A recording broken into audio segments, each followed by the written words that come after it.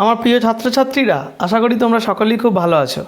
আজকে আমরা মাধ্যমিক ভূগোল সিরিজের একটা নতুন ভার্চুয়াল ক্লাস নিয়ে তোমাদের কাছে চলে এলাম।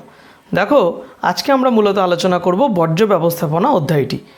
বর্জ্য ব্যবস্থাপনা অধ্যায়টি তোমাদের মাধ্যমিকের জন্য অত্যন্ত গুরুত্বপূর্ণ একটা চ্যাপ্টার, কারণ এই চ্যাপ্টার থেকে কোনো 5 নম্বরের প্রশ্ন তোমাদের মাধ্যমিকে হবে না, কিন্তু 1, 2 এবং 3 নম্বরের প্রশ্নের ক্ষেত্রে এই চ্যাপ্টারটি থেকে প্রত্যেক বছর বেশ কিছু প্রশ্ন কিন্তু আসে এবং সেগুলি বাধ্যতামূলকভাবে তোমাদের উত্তরও করতে হয়।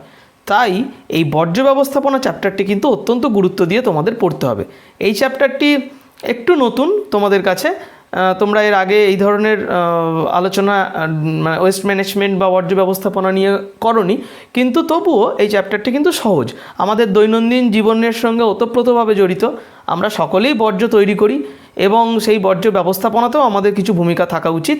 তো তাহলে চলো আজকে দেখে নিই আমরা কী কী আলোচনা করব এই ভার্চুয়াল ক্লাসে। প্রথমেই আমরা আলোচনা করব বর্জ্যের ধারণা, বর্জ্য কী এবং এর বৈশিষ্ট্যগুলি সম্পর্কে। দ্বিতীয়ত আমরা বর্জ্যের একটা শ্রেণীবিভাগ করব, বিভিন্ন ভিত্তি অনুসারে বর্জ্যকে কীভাবে শ্রেণীবিভাগ করা যেতে পারে সেটি আলোচনা করব।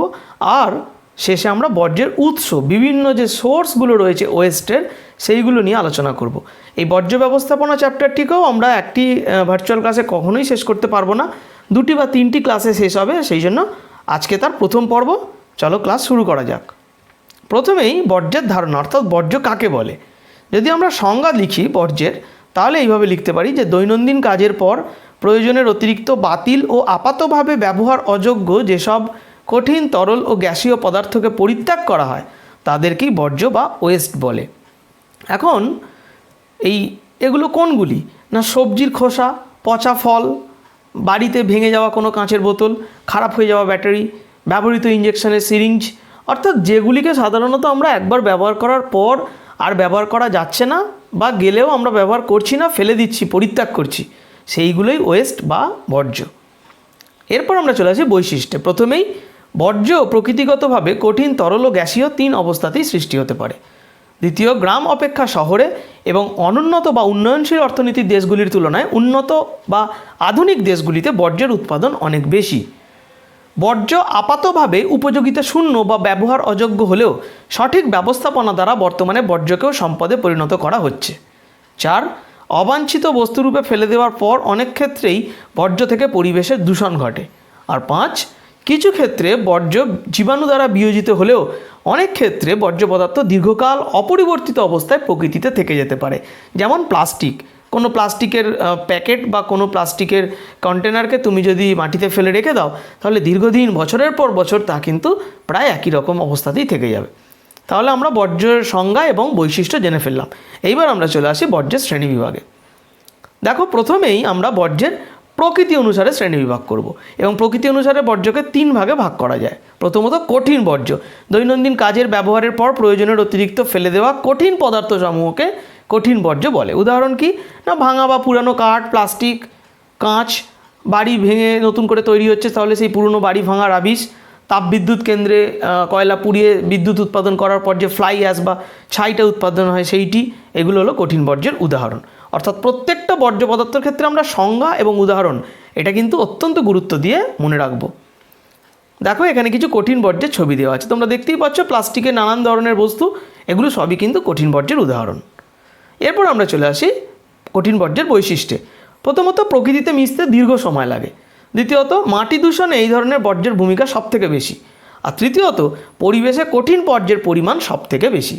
তাহলে 3টে বৈশিষ্ট্য আমরা জেনে নিলাম। এবার আমরা চলে আসি 2 নম্বর, তরল বর্জ্য। দৈনন্দিন কাজের ব্যবহারের পর সৃষ্ট অবাঞ্ছিত পরিত্যক্ত তরল পদার্থকে তরল বর্জ্য বলে। উদাহরণ, বাড়ি ধোয়া, বাসন মাজা, কাপড় কাচার নোংরা জল, কারখানা থেকে নির্গত জল, কসাইখানার রক্ত, কৃষিকাজে ব্যবহৃত রাসায়নিক সার ও কীটনাশক মিশ্রিত জল প্রভৃতি। এর বৈশিষ্ট্যগুলি কী কী? শহরে তরল বর্জ্যের পরিমাণ সবথেকে বেশি হয়। জলদূষণে তরল বর্জ্যের ভূমিকা সবথেকে বেশি। এই ধরনের বর্জ্য জলাশয়ে মিশে ইউট্রোফিকেশন ঘটায়, ফলে জলজ প্রাণীদের প্রয়োজনীয় অক্সিজেনের অভাব দেখা যায়, যাকে আমরা বিওডি বা বায়োলজিক্যাল অক্সিজেন ডিমান্ড বলে থাকি। এইবার দেখো, এই যে ড্রেনের মাধ্যমে কোনো একটা কারখানা থেকে পরিত্যক্ত জল, নোংরা জল বাইরে নির্গত হচ্ছে, তাহলে এটাই কিন্তু তরল বর্জ্য। আমাদের বাড়ি থেকেও বা আমাদের সবার বাড়ি থেকেই যে বাথরুম বা ল্যাট্রিনের যে ড্রেন পাইপ ড্রেনের মাধ্যমে বাইরে নির্গত হয় এবং যে তরল পদার্থ বাইরে বেরিয়ে যায় সেটাকেও আমরা তরল বর্জ্য বলতে পারি। এরপর আমরা চলে আসি তৃতীয় ভাগে, অর্থাৎ গ্যাসীয় বর্জ্য। তার আগে একটু কঠিন ও তরল বর্জ্যের একটা পার্থক্য দেখে নাও। কখনো কখনো পরীক্ষায় আসতেও পারে। এখানে আমরা 5টা পয়েন্টের সাহায্যে এই কঠিন বর্জ্য ও তরল বর্জ্যের পার্থক্যটা তৈরি করেছি। প্রথমত সংজ্ঞা, দ্বিতীয়ত কীভাবে সঞ্চয় হয়, তৃতীয়ত অপসারণ কীভাবে করা যেতে পারে, চতুর্থত এর ব্যবস্থাপনা কীভাবে হবে এবং পঞ্চমত উদাহরণ কী। এখানেও দুটো ছবির মাধ্যমে দেখানো হলো যে কঠিন বর্জ্য এবং তরল বর্জ্য কোনগুলি। এরপর আমরা চলে আসি গ্যাসীয় বর্জ্যে। প্রথমেই গ্যাসীয় বর্জ্যের সংজ্ঞা। কঠিন ও তরল বর্জ্যের পচন, যানবাহন, কারখানার তাপবিদ্যুৎ কেন্দ্র প্রভৃতি থেকে নির্গত যেসব গ্যাসীয় পদার্থ বায়ুমণ্ডলে মিশে পরিবেশের প্রভূত ক্ষতি সাধন করে তাদের গ্যাসীয় বর্জ্য বলে। উদাহরণ কি? আবর্জনা স্তূপ থেকে নির্গত মিথেন বা CH4, অ্যামোনিয়া, যানবাহন, কারখানা থেকে নির্গত নাইট্রাস অক্সাইড, কার্বন মনোক্সাইড, বাতানুকূল যন্ত্র থেকে নির্গত ক্লোরোফ্লুরোকার্বন, রান্নার ধোঁয়া প্রভৃতি হচ্ছে গ্যাসীয় বর্জ্যের উদাহরণ। বৈশিষ্ট্যগুলি কী কী? গ্যাসীয় বর্জ্য সহজেই বাতাসে মিশে যায়। দ্বিতীয়ত, এই প্রকার বর্জ্য প্রশ্বাসের মাধ্যমে মানুষের দেহে প্রবেশ করে। তৃতীয়ত, শিল্পাঞ্চল ও শহরাঞ্চলে গ্যাসীয় বর্জ্যের উপস্থিতি বেশি। চতুর্থত, বায়ুতে গ্যাসীয় বর্জ্য বাড়লে মানুষের নানান শারীরিক সমস্যা যেমন শ্বাসনালী ও নাকজ্বালা, ব্রঙ্কাইটিস, অ্যাজমা প্রভৃতি কিন্তু দেখা যেতে পারে। তাহলে তোমরা এখান থেকে গ্যাসীয় বর্জ্যের বৈশিষ্ট্যগুলো জেনে নিলে। দেখো কীভাবে একটি বিদ্যুৎ উৎপাদন কেন্দ্র থেকে বড় চিমনির মাধ্যমে প্রচুর পরিমাণে ধোঁয়া নির্গত হচ্ছে। এটিই কিন্তু গ্যাসীয় বর্জ্য। এরপর আমরা চলে আসি বর্জ্যের আরেকটি শ্রেণীবিভাগে। এখানে আমরা ক্ষয়ক্ষতি বা বিষাক্ততার প্রকৃতি অনুসারে বর্জ্যকে দুটো ভাগে ভাগ করব। প্রথমত বিষাক্ত বর্জ্য, টক্সিক ওয়েস্ট, যেসব বর্জ্য মানুষ সহ জীবের বিপাকীয় কাজকর্মে ব্যাঘাত ঘটিয়ে নানান রোগ সৃষ্টি করে, এমনকি মৃত্যু ঘটায়, সেই সমস্ত বর্জ্যকে আমরা বিষাক্ত বর্জ্য বা টক্সিক ওয়েস্ট বলে থাকি। কী কী? না সীসা, ক্যাডমিয়াম প্রভৃতি ভারী ধাতু, DDT, পলিক্লোরিনেটেড বাইফেনাইজ বা PCB প্রভৃতি কৃত্রিম জৈব পদার্থ এবং বিভিন্ন তেজস্ক্রিয় পদার্থ যেমন ইউরেনিয়াম, থোরিয়াম প্রভৃতি, অর্থাৎ পারমাণবিক বিদ্যুৎ উৎপাদন কারখানা থেকে নির্গত বর্জ্য পদার্থ, এগুলিকে আমরা টক্সিক ওয়েস্ট বা বিষাক্ত বর্জ্যের উদাহরণ হিসাবে বলতে পারি। বৈশিষ্ট্য কি? রাসায়নিক কারখানা ও পারমাণবিক বিদ্যুৎ কেন্দ্রের কাছে এদের উপস্থিতি সবথেকে বেশি। বিষাক্ত বর্জ্যের ক্ষতিকারক প্রভাব শুধু বর্তমান প্রজন্মের নয়, ভবিষ্যৎ প্রজন্মের উপরেও পড়ে। এর উদাহরণ হিসাবে আমরা বলতে পারি যে আমাদের ভোপালে যে গ্যাস দুর্ঘটনা ঘটেছিল, তোমরা নিশ্চয়ই জানো ভোপাল গ্যাস দুর্ঘটনা। এটা ভারতসহ পৃথিবীর ইতিহাসে একটা অত্যন্ত গুরুত্বপূর্ণ এবং মর্মান্তিক একটা মনুষ্য সৃষ্ট দুর্ঘটনা বলতে পারি আমরা, যেখানে একটি কারখানা থেকে রাতের বেলাতেই, যখন গোটা ভোপাল শহরের মানুষ ঘুমন্ত অবস্থায় ছিল, সেই সময় মিথাইল আইসোসায়ানেট বা MIC গ্যাস নির্গত হয় এবং তার ফলে যে ক্ষতিটা হয়েছিল সেটা কিন্তু যখন হয়েছিল অর্থাৎ আগের শতাব্দীর 80-র দশকে, শুধুমাত্র সেই সময়কার মানুষের উপরই যে ক্ষতিকারক প্রভাব পড়েছে তা কিন্তু নয়। তার পরবর্তী প্রজন্ম এখন বর্তমানে যারা ওই অঞ্চলে জন্মাচ্ছে, অর্থাৎ যারা ক্ষতিগ্রস্ত হয়েছিল সরাসরি, তাদের পরবর্তী প্রজন্মও কিন্তু এই রাসায়নিক যে দূষণ বা বিষাক্ত বর্জ্য তার কিন্তু ক্ষতির সম্মুখীন তারা হচ্ছে এখনও। নেক্সট 3 নম্বর, পরিবেশের উপরেও এর ক্ষতিকারক প্রভাব পড়ে। এর সঙ্গে আমরা আরেকটা সংজ্ঞা দেখে নেব যে হ্যাজার্ডাস ওয়েস্ট বা বিপজ্জনক বর্জ্য। এটা কখনো কখনো আলাদা প্রশ্ন হতে পারে। সীসা, ক্যাডমিয়াম, পারদ, আর্সেনিক ডাইঅক্সিন, অ্যাসবেস্টাস প্রভৃতি বিষাক্ত পদার্থগুলো যখন কোনো বর্জ্য হিসাবে নির্গত হয় তখন তাদেরকে আমরা বিপজ্জনক বর্জ্য বা হ্যাজার্ডাস ওয়েস্ট বলছি। দেখো এখানে কতগুলো বিষাক্ত বর্জ্য পদার্থ এবং তার ফলে সৃষ্ট রোগের নাম ছকের মাধ্যমে দেওয়া আছে। এগুলো কিন্তু তোমরা পরীক্ষায় শর্ট কোয়েশ্চেনের জন্য অত্যন্ত গুরুত্ব দিয়ে পড়বে। সীসার ফলে হয় ডিসলেক্সিয়া, আর্সেনিকের ফলে হয় ব্ল্যাকফুট, পারদ যৌগের ফলে ঘটে মিনামাটা রোগ, ক্যাডমিয়ামের ফলে হয় ইটাই রোগ এবং ফ্লুরাইডের ফলে ফ্লুরোসিস। দেখো এখানে একটি লেকের ধারে এই ধরনের টক্সিক ওয়েস্ট নির্গত হয়ে লেকের জলে একটি সম্পূর্ণরূপে অন্যরকম বিক্রিয়া ঘটিয়েছে। তোমরা দেখতেই পাচ্ছ লেকের জলটা লালচে হয়ে গেছে একদিকে। তো এই ধরনের বিষাক্ত বর্জ্য পরিবেশে নির্গত হলে কিন্তু পরিবেশেরও ভয়ঙ্কর ক্ষতি হয়। নেক্সট আমরা চলে আসি বিষহীন বর্জ্য, অর্থাৎ যেগুলো টক্সিক নয়। যে সকল বর্জ্য পদার্থ জীবজগৎ ও পরিবেশের খুব একটা ক্ষতি সাধন করে না, এমন বর্জ্য পদার্থকে বিষহীন বর্জ্য পদার্থ বলে। যেমন সবজির খোসা, বাথরুমের জল, কৃষি ফসলের অবশিষ্টাংশ প্রভৃতি। বৈশিষ্ট্য কি? কঠিন বিষহীন বর্জ্যগুলিকে বিশ্লেষণ করে কম্পোস্ট সার তৈরি করা যায়। প্রকৃতিতে বিষহীন বর্জ্যের পরিমাণ ক্রমশ কমছে। এবং বিষহীন তরল ও গ্যাসীয় বর্জ্যকে সহজেই শোধন করা যায়। অর্থাৎ এই ধরনের বর্জ্য পদার্থের ব্যবস্থাপনা করা অত্যন্ত সহজ এবং এটি কিন্তু পরিবেশের পক্ষে সেই অর্থে ক্ষতিকারকও নয়। যেমন ধরো এই ভাঙা কাঠের টুকরো বা এই যে নানান ধরনের সবজির খোসা, এগুলিকে আমরা বিষহীন বর্জ্য পদার্থ বলতে পারি। এরপর আমরা চলে আসি প্রকৃতির সাথে প্রতিক্রিয়া অনুসারে বর্জ্যকে শ্রেণীবিভাগ করা হয়েছে দুই ভাগে। কি না, প্রথমে জৈব বর্জ্য বা জৈব বিশ্লেষ্য বর্জ্য বা জৈব ভঙ্গুর বর্জ্য, অর্থাৎ যে বর্জ্য পদার্থ প্রকৃতিতে মিশে যায়। সোজা কথা হচ্ছে এটাই, যে সমস্ত জীবজাত বর্জ্য অণুজীবদের ক্রিয়াশীলতায় বিনষ্ট হয় ও খুব সহজে জল, বায়ু, মাটিতে মিশে যায় এবং যাদের দ্বারা প্রকৃতিতে ক্ষতির পরিমাণ কম, সেই সমস্ত বর্জ্যকে জৈব ভঙ্গুর বর্জ্য বলা হয়ে থাকে। অর্থাৎ এটাকে ইংরেজিতে আমরা বলতে পারি বায়োডিগ্রেডেবল ওয়েস্ট, অর্থাৎ অণুজীবদের ক্রিয়াশীলতায় এটি ক্রমশ প্রকৃতিতে মিশে যেতে পারে এবং তার ফলে এই ধরনের বর্জ্য পদার্থ থেকে প্রকৃতির কোনো ক্ষতি হয় না। উদাহরণ কি, সবজির খোসা, উচ্ছিষ্ট খাদ্যদ্রব্য, তুলো, কাপড়ের টুকরো, চটের থলে, কাঠের টুকরো, মলমূত্র, কৃষিজ ফসলের অবশিষ্টাংশ ইত্যাদি জৈব বিশ্লেষ্য বর্জ্যের উদাহরণ। আর অজৈব বা জৈব অবিশ্লেষ্য বা জৈব অভঙ্গুর বর্জ্য কাকে বলে? অর্থাৎ ঠিক এর উল্টো, নন বায়োডিগ্রেডেবল ওয়েস্ট, যেসব অজীবজাত বর্জ্য, প্রথমেই বলছে অজীবজাত, কোনোভাবে পচে না এবং দীর্ঘদিন অপরিবর্তিত অবস্থায় প্রকৃতিতে থেকে যায় এবং প্রকৃতির প্রভূত ক্ষতি সাধন করে, তাদের জৈব অভঙ্গুর বা জৈব অবিশ্লেষ্য বর্জ্য বলা হয়, নন বায়োডিগ্রেডেবল ওয়েস্ট, যারা কোনোভাবেই প্রকৃতিতে মেশে না। এই ধরনের বর্জ্য থেকে প্রকৃতির ক্ষতির সম্ভাবনা অনেক বেশি। প্লাস্টিক, পলিথিন প্যাকেট, কাঁচ ও বিভিন্ন ধরনের ধাতুর তৈরি বস্তু, থার্মোকল, এক্সরে প্লেট, এই ধরনের বর্জ্য পদার্থগুলো, এইগুলো কিন্তু এই জৈব অভঙ্গুর বর্জ্যের উদাহরণ। তাহলে দেখো, এইগুলো কাগজের টুকরো দেখেই বুঝতে পারছো, তাহলে এটা একটা বায়োডিগ্রেডেবল ওয়েস্ট বা জৈব ভঙ্গুর বর্জ্য। কিন্তু দেখো এখানে প্লাস্টিকের বটল অনেক দেওয়া আছে, অর্থাৎ এটি একটি জৈব অভঙ্গুর বা নন বায়োডিগ্রেডেবল ওয়েস্টের উদাহরণ। আমরা এরপরে এই জৈব ভঙ্গুর আর জৈব অভঙ্গুর বর্জ্যের একটা পার্থক্য করে নেব। দেখো এখানে একটি বইয়ের পার্থক্য তোমাদের তুলে দেওয়া হয়েছে। এখানে 5টি পয়েন্টের মাধ্যমে জৈব বর্জ্য এবং অজৈব বর্জ্য বা জৈব ভঙ্গুর বর্জ্য এবং জৈব অভঙ্গুর বর্জ্যের পার্থক্য করে দেওয়া হয়েছে। প্রথমে উৎস, কোথা থেকে তৈরি হয়, ক্ষতির মাত্রা কত, স্বাভাবিকভাবেই জৈব বর্জ্যে কম এবং অজৈব বর্জ্যে বেশি, রূপান্তর ঘটে কি ঘটে না, ক্ষয় হয় কি হয় না, অর্থাৎ এটা প্রকৃতিতে মেশে না, এবং প্রভাবক, অর্থাৎ এইগুলো কিসের ওপর প্রভাব বিস্তার করে বেশি। এই পার্থক্যটাও তোমরা দেখবে এবং তার সাথে সাথে আরও একটি বইয়ের পার্থক্য এখানে আমরা দিয়েছি। এখানেও জৈব ভঙ্গুর বর্জ্য এবং জৈব অভঙ্গুর বর্জ্যের 3টে পয়েন্ট করে দেওয়া হয়েছে, উৎস, অণুজীব এবং পরিণতি। তোমরা এই দুটো পার্থক্য পড়ার পর কম্বাইন করে নিজেরা একটা পার্থক্য তৈরি করে লিখবে এবং সেটা তোমরা আমাকে পাঠাতেও পারো, আমি তোমাদের কারেকশান করে দেব। নেক্সট আমরা চলে আসি বর্জ্যের উৎস বা সোর্স অফ ওয়েস্ট সম্পর্কে। দেখো এখানে একটা ছবির মাধ্যমে সুন্দরভাবে বুঝিয়ে দেওয়া হয়েছে কোন কোন জায়গা থেকে বর্জ্য তৈরি হয়।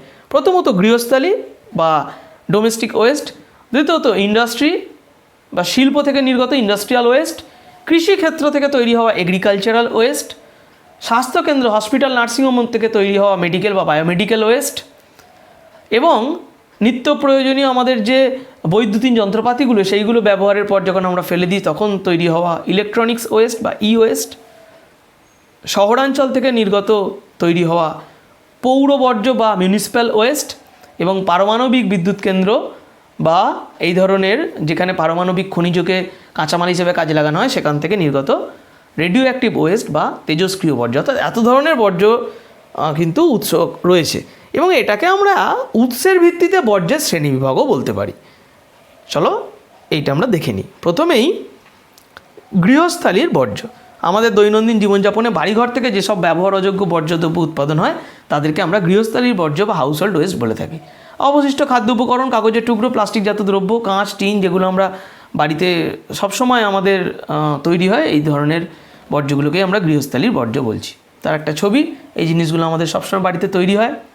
নেক্সট মানে আমাদের ব্যবহারের পর পরিত্যক্ত হয়, অ্যাকচুয়ালি তৈরি হয় না। শিল্পজাত বর্জ্য বা ইন্ডাস্ট্রিয়াল ওয়েস্ট, কলকারখানায় শিল্পপণ্য উৎপাদনের সময় যেসব ব্যবহার অনুপযোগী বর্জ্য দ্রব্য তৈরি হয় তাদের শিল্পজাত বর্জ্য বলে। এগুলির পরিবেশ দূষণের মাত্রা সর্বাধিক। উদাহরণ তেল শোধন ও পেট্রোরসায়ন শিল্পজাত হাইড্রোকার্বন, ফেনল, নোংরা জল, ক্ষতিকর গ্যাস। ধাতু শিল্পজাত ছাই, গরম জল, সীসা, দস্তা, ক্যাডমিয়াম, পারদ প্রভৃতি ক্ষতিকর ধাতু। খাদ্য প্রক্রিয়াকরণ শিল্প থেকে নির্গত উদ্ভিজ্জ প্রাণীজ দ্রব্যের অবশিষ্টাংশ।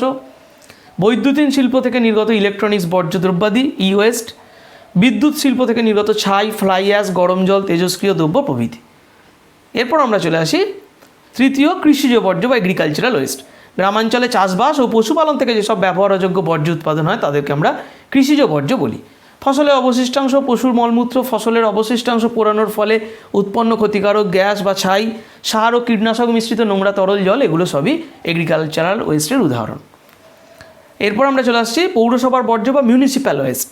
এটা একবার মাধ্যমিকে প্রশ্ন এসেছিল, মিউনিসিপ্যাল ওয়েস্ট বা পৌর বর্জ্য কী। শহরাঞ্চলের বাড়িঘর, হাউসিং কমপ্লেক্স, বাণিজ্যিক কেন্দ্র, বাজার ও খাটাল থেকে যেসব ব্যবহারযোগ্য বর্জ্যদ্রব্য উৎপাদন হয় তাদের পৌরসভার বর্জ্য বা মিউনিসিপ্যাল ওয়েস্ট বলে। উদাহরণ গৃহস্থালী থেকে তৈরি হওয়া সমস্ত রকমের পরিত্যক্ত দ্রব্য, খাটাল থেকে গরু মহিষের মলমূত্র, স্নানের জল, নির্মাণ উপকরণ অর্থাৎ পুরনো বাড়ি ভাঙার যে রাবিশ বা নতুন বাড়ির তৈরি করার সময় উৎপন্ন বর্জ্য পদার্থ, বিভিন্ন ব্যবসায়িক প্রতিষ্ঠান, দোকান, বাজার, বিভিন্ন অফিস, সেখানকার প্লাস্টিকের প্যাকেট, কাগজের বাক্স, হোটেল রেস্টুরেন্টের পরিত্যক্ত খাদ্যদ্রব্য, এইগুলি কিন্তু এই মিউনিসিপ্যাল ওয়েস্টের উদাহরণ। দেখো এখানে আমরা কৃষিজ বর্জ্য বা এগ্রিকালচারাল ওয়েস্টের উদাহরণ দেখিয়েছি। অবশিষ্ট ফসলের অংশ জমিতে পড়ে রয়েছে।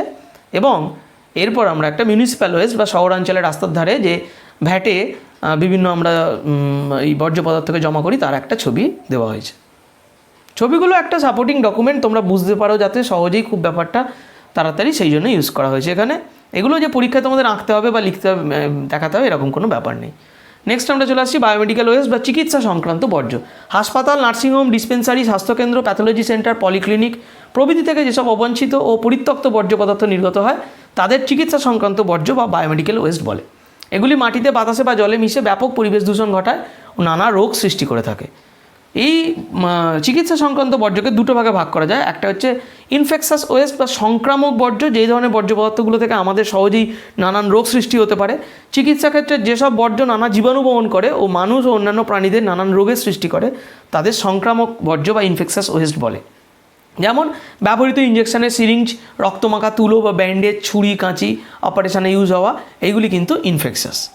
আর বেশ কিছু রয়েছে অসংক্রামক বর্জ্য, অর্থাৎ যেগুলো নন ইনফেকশাস।